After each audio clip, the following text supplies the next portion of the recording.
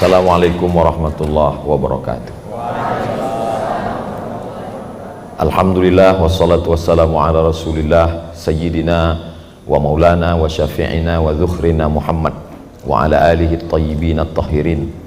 Bapak-bapak, guru besar, ibu dekan, bapak ibu dosen, adik-adik, mahasiswa-mahasiswi Civitas Akademika Universitas Nasional Universitas Negeri.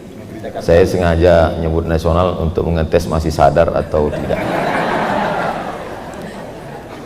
Hadir bersama kita pada kesempatan ini Bapak anggota DPD RI dari Aceh, yaitu Bapak Tengku Haji Fadil Rahmi LC. Kita doakan semoga beliau amanah dan istiqomah, karena jabatannya tidak begitu lama tapi hisapnya lama sekali. Saya sampai sekarang masih thalibul ilmi, orang yang mencari ilmu. Maka ketika diberi judul menjadi cendekiawan, maka saya mesti membuka buku lagi, mencari makna. Kira-kira cendekiawan itu apa, supaya jangan sampai salah ngomong. Cendekiawan bahasa Indonesianya, kalau orang Arab menyebutnya musaqqaf, diambil dari thaqafah.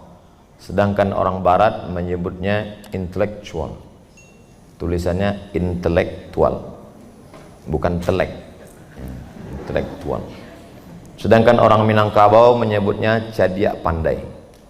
Selalu diiringkan dengan ulama. Kalau dalam pidato selalu disebut yang terhormat nenek mama alim ulama cadia pandai.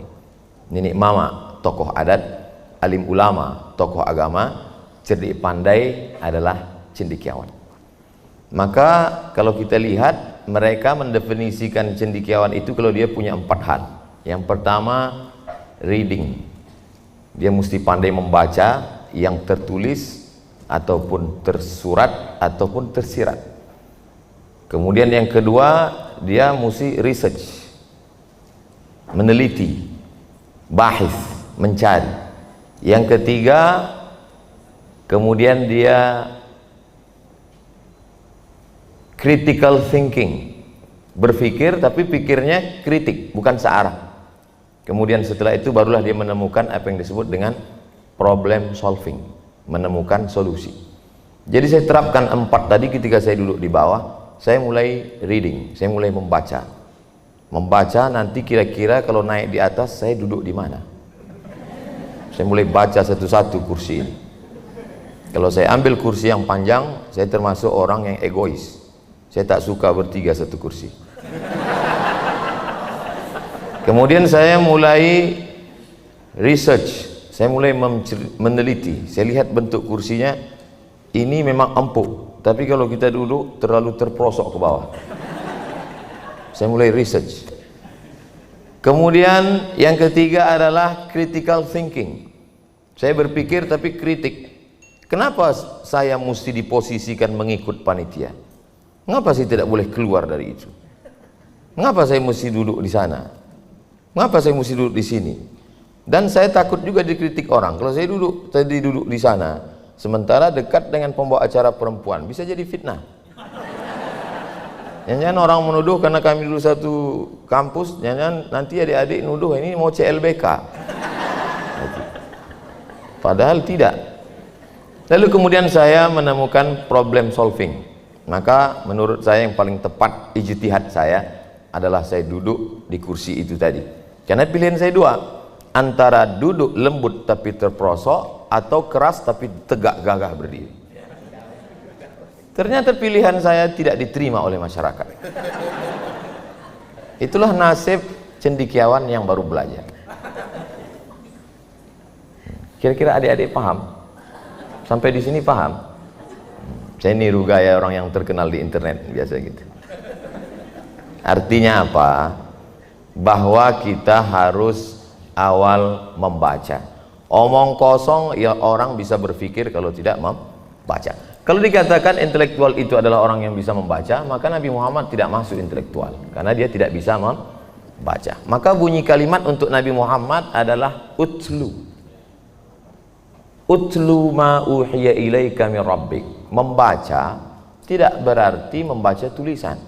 Inna fi khalqis samawati wal ardi wa ikhtilafil laili wan nahari la ayat. Itu juga ayat. Selama ini yang kita pahami ayat itu ayat kursi, ayat Fatihah, ayat-ayat cinta. Ketika cinta bertasbih. Padahal sebenarnya ada ayat yang tersirat. Melanjutkan penjelasan dari Dr. Andi Hadianto, walaupun beliau tidak minta dilanjutkan. Tapi yang namanya istilham itu kan boleh. Ada orang mengatakan bahwa Abu Hamid Al-Ghazali meninggal tahun 505, Masehinya 1111. Kata orang dia plagiat dari kitab Qud Al-Qulub Abu Talib Al-Makki. Padahal sebetulnya bukan plagiat, dia hanya istilham, mendapat ilham dari itu. Jadi jangan mudah menuduh. Itulah orang kalau tidak cendekiawan. Nabi hanya berkata, laisa minna, tidak golongan kami, man lam yarham saghirana, yang tidak sayang kepada anak kecil, walam ya'rif syarafa kabirina, tidak menghormati orang besar. Tapi bagaimana cara menghormatinya? Nabi nggak ajarkan. Itu diserahkan kepada suku masing-masing. Ketika saya pergi ke Aceh, cara orang Aceh menghormati, diambilnya pohon-pohon kayu, dicelupkannya ke air, disiramkannya ke saya. Saya diam aja.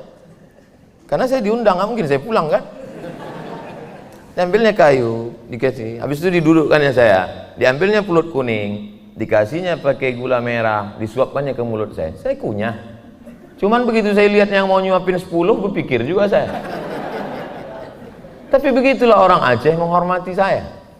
Karena mereka menganggap saya ustadz. Jadi dihormati, diletakkan di tempat duduk yang tinggi. Lalu kemudian ketika pindah ke Sumatera Barat, bumi Minangkabau, lain lagi. Mereka sambut saya dengan tari piring. Ramai-ramai perempuan meletakkan piring di tangan, dibelok-belokkan. Tidak jatuh. Oh begitu rupanya. Sampai saya di Kalimantan, begitu sampai di airport, mereka bawa tebu warna hitam. Mereka hadang saya pakai tebu, dikasihnya saya pedang panjang. Disuruh motong tebu, tapi mesti sekali harus putus. Berpikir juga saya 2 kali. Alhamdulillah putus. Andai tak putus memang tidak menyakitkan, tapi malunya kan luar biasa. Karena itu acaranya streaming. Sampai di Papua, ketika turun di Sorong, sampai di airport, mereka bawa piring besar dan mereka suruh saya menginjak piring itu. Jadi baru di Indonesia saja kita mesti banyak membaca. Apakah kalau saya datang begitu, ketika datang orang bawa piring besar lalu saya katakan wa kullu bid'atin dhalalah wa kullu dhalalatin finnar. Padahal mereka sedang ingin menghormati kita. Makanya kata Allah, ja'alnakum syu'uban wa qabaila lita'arafu. Tidak dikatakan lita'rifu. Karena kalau lita'rifu itu searah. Kita hanya ingin orang kenal kita. Tapi ketika ta'aruf, lihatlah video-video pendek ta'aruf itu. Bagaimana orang saling mengenal. Oleh sebab itu ketika sudah saling kenal, tahu budaya, oh begitu ternyata penghormatan orang. Jadi kita berpikir, saya udah seperti cendekiawan pula rasanya. Jadi kita berpikir menjadi cendekiawan muslim. Setiap dia muslim, insya Allah dia akan menjadi cendekiawan. Kenapa begitu? Karena 4 unsur itu ada dalam diri muslim. Tentang masalah reading, iqra bismi rabbikal ladzi khalaq. Tentang masalah thinking, afala ta'qilun. Bahkan ada satu neraka khusus untuk orang yang tidak mau thinking. Apa nama nerakanya? Kalau sakar untuk orang yang tak salat, masalakakum fi sakar. Tapi ada khusus neraka untuk orang yang tidak berpikir. Apa kata mereka? Lau ma kunna min ashabis sa'ir, lau kunna na'qilu, andai kami mau berpikir, ma kunna, pasti kami tidak akan masuk dalam neraka sa'ir. Fasuhqal li ashabis sa'ir. Makanya dulu ada namanya musabaqah otak internasional. Jika kita diperiksa otak Jepang layu, sudah sering dipakai. Yang menang Indonesia, jarang dipakai. thinking. Bagaimana berpikir. Lalu setelah itu kita ada pembacaannya itu tidak searah tapi kritik. Makanya Nabi Muhammad SAW itu Abu Jahal, Abu Lahab marah sama dia karena Nabi mengkritik. Seandainya Nabi cuma ngajak, ayo sholat, ayo puasa, ayo haji, mereka tidak akan marah. Tapi ketika dikritik, kenapa kamu masih menyembah Lata, Uzza, Manat, Hubal, Jibti, Taghut, Naham? Di situ marah Abu Jahal, di situ mengamuk Abu Lahab. Mereka sudah buat patokan, yang paling tinggi itu Arab Quraisy. Di bawah Arab Quraisy itu Arab non Quraisy. Di bawah Arab non Quraisy itu orang berkulit putih. Di bawah itu baru berkulit hitam Habasyah. Ini jangan diganggu gugat. Tiba-tiba Nabi berkata, la farqa bainal arabi wal ajam, wala farqa bainal abyadi wal aswad. Kullukum min Adam wa Adam min turab. Abu Lahab mau disuruh satu baris dengan Bilal. Yang ngamuk Bilal. Malah yang dijamin masuk surga Bilal. Ta'al Bilal. Sini Bilal. Ada apa ya Rasulullah? Sami'tu daffana 'alaika baina yadayya fil jannah. Ku dengar suara gesekan sendalmu dalam surga. Oh, ngamuk mereka. Masa Bilal masuk surga? Bilal kampungnya Nubia, atas Mesir, bawah Sudan. Antara Mesir dengan Sudan, Nubia, Afrika Utara. Bapak Ibu tahu orang Afrika Utara warna kulitnya dua, hitam dan hitam sekali. Kok bisa ada yang masuk surga? Enak aja, kata Abu Lahab. Aku yang keturunan Nabi. Abu Lahab itu anak Abdul Muthalib, Abdul Muthalib anak Hashim, Hashim anak Abi Manaf anak Qusay, keturunan Adnan, cucu cicit Ismail, anak kandung Ibrahim. Jangan main-main nasab Abu Lahab. Marah dia, egoisnya bangkit. Kenapa? Kritik. Jadi kalau ada orang yang marah dikritik, itu Abu Lahab. Tapi tidak sampai dikritik saja. Banyak juga sekarang orang sekedar kritik-kritik, tapi Nabi memberikan solusi, problem solving. Banyak sekarang orang seminar kritik-kritik, habis itu nggak jelas. Makanya ada yang mengatakan seminar itu kalau sering-sering bisa masuk neraka. Karena semi itu artinya setengah, neraka, seminar masuk neraka.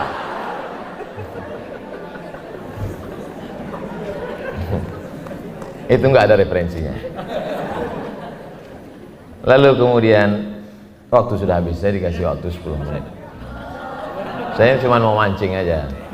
Kalau jamaah itu bilang diam, ya udahlah, udah saya berhenti. Tapi gitu, janganlah, nanti saya teruskan. Saya suka memancing di air keruh. Sebetulnya saya bawa ketawa-ketawa ini supaya menghilangkan grogi itu aja. Kalau dipegang tangan saya dingin. Artinya apa?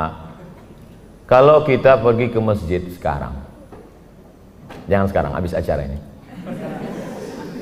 Sudah menjadi kelaziman di Indonesia setiap masjid pasti ada kubah, betul. Bahkan hampir di setiap kepala arsitek itu kalau tidak ada kubah bukan masjid. Coba tunjukkan mana ayat Quran, mana hadis yang mengatakan kubah itu dari Islam. Enggak ada. Coba baca sejarah sirah Nabi SAW. Coba lihat replika Masjid Nabawi yang ada di Madinah. Atap Masjid Nabawi itu pelepah korma yang disusun-susun. Enggak ada kubahnya. Kapan kubah itu muncul? Ketika Islam sampai di kota yang didirikan oleh Kaisar Bizanti.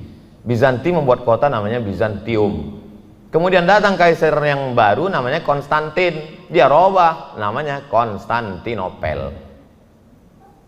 Ketika Islam sampai ke Bizantium, maka mereka melihat ada satu bangunan yang begitu indah, batu disusun-susun, atasnya besar, bawahnya kecil. Sehingga kalau batu banyak yang disusun dia tidak jatuh, melengkung. Akhirnya orang Islam melihat, loh ini bagus sekali bangunan melengkung. Gunanya apa? Karena kalau tiangnya melengkung, tidak ada tiang di tengah, maka shaf tidak putus, diambil orang Islam. Makanya pintu masuk Paris itu melengkung. Betul Ustaz? Saya belum sampai. Artinya apa? Bahwa Islam tidak mengharamkan benda asing masuk, bukan ke rumahnya, ke masjid. Bayangkan itu. Tidak ada hadis menyebut Bilal azan di menara. Itu menara nggak ada. Dari mana datang menara? Ketika Islam sampai ke kota bernama Alexandria, 200 kilo dari Kairo, di tepi laut Mediterania. Di tepi laut itu ada mercusuar. Orang Arab menyebut mercusuar itu tempat api, manara. Manara, tempat api. Lalu ketika orang Islam sampai ke sana, dia lihat, loh menara bagus ini. Apinya dibuang, muazzinnya naik ke atas. Allahu Akbar, Allahu Akbar. Suara lebih lantang. Tapi sekarang muazin di bawah, mikrofon naik ke atas. Itu pun dipermasalahkan sekarang. Jamaah nanya, Ustadz, ya apa hukumnya muazin? Habis itu imamnya pakai mikrofon itu. Saya bilang apa masalahnya? Iya Ustadz, tapi mikrofon yang dipakai imam itu kabelnya nyangkut sampai ke atas dan ada tai merpati di atas.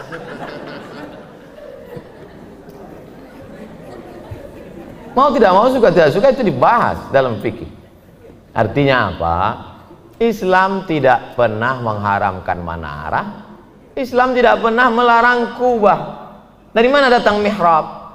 Mihrab itu datang ketika renovasi Masjid Nabawi, diundang seorang arsitek oleh Khalifah, lupa namanya.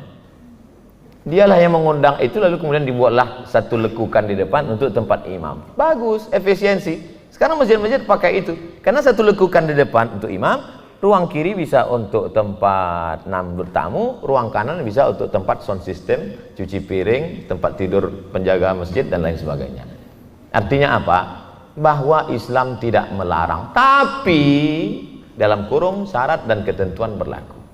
Kalau sudah terkait dengan patung, terkait dengan ukiran-ukiran, ketika Islam datang mengharamkan bentuk makhluk bernyawa, maka lukisan-lukisan di masjid cantik, indah dengan bunga-bunga, dengan ornamen yang bagus sekali, kaligrafi mantap. Berapa banyak kita kalau datang ke masjid yang indah-indah, Islamic Center, cantik-cantik, besar, masuk ke dalam masjid berdecak kagum, semua seperti melihat kucing. Bagusnya Pak Ustadz, indahnya Pak Ustadz, cantiknya Masya Allah, Tabarakallah. Bisa baca? Enggak. Kenapa enggak dibuat terjemahnya di bawah? Dan tidak satu arah. Yang datang dari Kufah, ada namanya khat kufi, ada namanya khat sulus, ada khat diwani, ada diwani jali, ada namanya riq'i. Begitu banyak kreasi. Islam tidak membunuh darah seni. Ketika mata dihiasi, apa kata Allah? Laqad zayyana as-samaa'a ad-dunya bi zinatinil kawakib. Ketika alam semesta dihiasi dengan perhiasan yang indah-indah, tapi telinga mau juga yang indah-indah. Karena telinga dengan mata sepasang. Inna sam'a wal basar, mata sudah melihat keindahan, telinga juga perlu keindahan. Maka Islam tidak mengharamkan seni. Muncullah Bayati, Soba, Sika, Nahawan, Jaharka, Ras, Husaini. Islam tidak mengharamkan itu. Ada salah seorang kawan kami, sahabat kami yang dulu satu angkatan sama-sama ke Mesir 98, juara azan festival Istiqlal. Sampai di Mesir, azan deh. Allahu Akbar, Allahu Akbar. Mungkin dalam hati dia nanti pasti dipuji sama orang. Begitu selesai azan, datang pengurusnya. Bid'ah wa kullu bid'atin dhalalah. Kebetulan dia masuk ke masjid yang pengurusnya suka membid'ahkan. Salah masuk dia. Saya termasuk orang yang nggak ngerti lagu-lagu ini, termasuk nggak paham. Jadi karena nggak tahu bertanya. Jadi saya tanya, dia juara musabaqah tilawatil Quran internasional di Kuala Lumpur, namanya Ustadz Indra Gunawan, juara 1. Ustadz, ya betul melagukan Quran itu bid'ah haram? Saya bilang, saya nggak ngerti lagu. Dihidupkannya di mobilnya suara Imam Masjidil Haram. Alhamdulillahi Rabbil Alamin, Ar-Rahmanir Rahim, Maliki Yaumiddin. Kata dia, itu ada lagunya nggak? Ada. Dia sebutkan, imam ini lagunya ini, Imam Mu'aqili lagunya ini, Syekh Abdul Rahman Sudes lagunya ini, Sungut Surem lagunya ini. Terus saya tanya, katanya nggak ada lagu. Yang dengar itu nggak ngerti lagu. Maka kata Allah, la taqfu ma laisa laka bihi ilmun. Jangan bicara kalau kau tidak punya ilmu. Insya Allah kalau kita amalkan ini, saya yakin dan percaya. Saya selama ini dikatakan orang paling banyak berceramah, paling banyak jamaahnya di GLBK di Bandung, katanya waktu itu 100.000 orang. Dan kedua paling banyak di Kelantan, Malaysia, itu juga katanya 100.000. Tapi hari ini rekor itu pecah, yang paling banyak adalah di UNJ. Kenapa begitu? Karena kalau saya ceramah di depan orang umum 100.000, tapi hari ini saya sudah hitung tadi 50, 100, 150, 200, dan setiap ini akan punya jamaah 1.000 orang. Saya tahu mengapa mereka tepuk tangannya belakangan, mereka sedang thinking. Dia mikir ujungnya, ini ujungnya muji atau menjatuhkan. Begitu dia lihat memuji, baru dia tepuk tangan.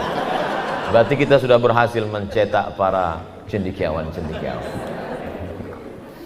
Man kasura kalamuhu kasura saktuhu. Siapa yang paling banyak ngomongnya, dia yang paling banyak salahnya. Makin banyak saya ngomong, makin banyak salah. Terima kasih segala perhatian. Mohon maaf atas segala kesilapan. Jangan kemana-mana, saksikan terus sebelum yang satu ini. TV One memang beda.